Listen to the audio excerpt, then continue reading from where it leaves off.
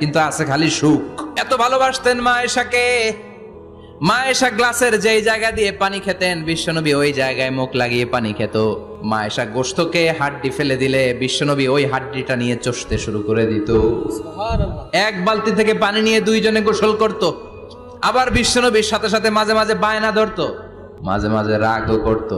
বিশ্বনবী বলেন, আয়েশা কখন তুমি রাগ করো, কখন তুমি আমারে ভালোবাসো আমি বুঝি। মা আয়েশা বললেন, কেমনে বুঝেন?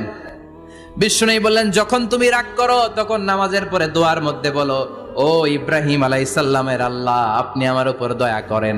তার মানে তুমি রাগ করে আছো, আমার নাম নাও নাই। আর যখন আমার উপর খুশি থাকো নামাজের পরে দোয়াতে বলো, মুহাম্মদ সাল্লাল্লাহু আলাইহি ওয়াসাল্লামের আল্লাহ, আপনি আমাদের উপর রহমত করেন। তার মানে খুশির সময় তুমি আমার নাম নাও, রেগে গেলে অন্য নবী দেয়া দোয়া সাইরা দাও, রেগে গেলে আমার নামটা নাও না। মা আয়েশা বলে, নবী গো, আমি তো শুধু নামটাই মুখ দিয়ে নেই না, কিন্তু কলিজা থেকে তো আপনারে বাদ দিতে পারি না।